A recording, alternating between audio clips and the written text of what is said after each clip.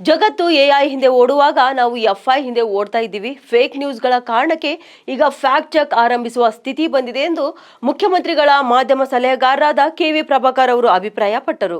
ಮಾಧ್ಯಮ ಅಕಾಡೆಮಿ ಆಯೋಜಿಸಿದ ಪತ್ರಿಕೋದ್ಯಮ ಇಂದು ಮುಂದು ಒಂದು ದಿನದ ಕಾರ್ಯಾಗಾರವನ್ನು ಉದ್ಘಾಟಿಸಿ ಮಾತನಾಡಿ, ಪತ್ರಕರ್ತರಲ್ಲಿ ಅಧ್ಯಯನಶೀಲತೆ ಕಡಿಮೆ ಆಗ್ತಿದೆ. ಕೈಯಲ್ಲಿ ಲೋಗೋ ಹಿಡಿದು ಪ್ರಶ್ನೆ ಕೇಳುವ ಪತ್ರಕರ್ತರಿಗೆ ವಾಪಸ್ ಅದೇ ವಿಚಾರದ ಬಗ್ಗೆ ನಾವು ಒಂದು ಪ್ರಶ್ನೆ ಕೇಳಿದರೆ ಅವರಲ್ಲಿ ಉತ್ತರ ಇರುವುದಿಲ್ಲ. ಇದಕ್ಕೆ ಅಧ್ಯಯನಶೀಲತೆಯ ಕೊರತೆ ಇದೆ. ಊಹಾ ಪತ್ರಿಕೋದ್ಯಮ ಅತಿಯಾಗಿ ಬ್ರೇಕಿಂಗ್ ಸುದ್ದಿ ಕೊಡುವ ಹಾವಳಿ ಹೆಚ್ಚಾಗಿದೆ ಎಂದು ಹೇಳಿದ್ದಾರೆ.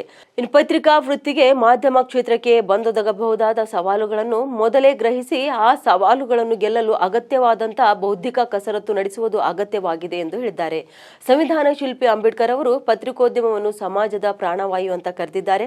ಆದರೆ ಈ ಮಾತು ಈಗ ಪತ್ರಿಕೋದ್ಯಮದಲ್ಲಿ ಉಳಿದಿದೆಯಾ ಎಂದು ನಾವೇ ಪ್ರಶ್ನಿಸಿಕೊಳ್ಳಬೇಕು ಎಂದು ಹೇಳಿದರು. ಇನ್ನು ಜಗತ್ತು ಎಐ ಹಿಂದೆ ಓಡುವಾಗ ನಾವು ಎಫ್ಐ ಹಿಂದೆ ಓಡ್ತಾ ಇದ್ದೀವಿ. ಪತ್ರಿಕೋದ್ಯಮ ತಂತ್ರಜ್ಞಾನದಲ್ಲಿ ಎಷ್ಟೇ ಉನ್ನತ ಮಟ್ಟಕ್ಕೇರಿದರೂ ಆದರೆ ನೈತಿಕ ಗುಣಮಟ್ಟ ಪಾತಾಳ ಸೇರಿದಂತೆ ಕಾಪಾಡಿಕೊಳ್ಳುವ ನೈತಿಕ ಮತ್ತು ಸಾಮಾಜಿಕ ಹೊಣೆ ನಮ್ಮೆಲ್ಲರ ಮೇಲಿದೆ ಎಂದು ಹೇಳಿದ್ದಾರೆ.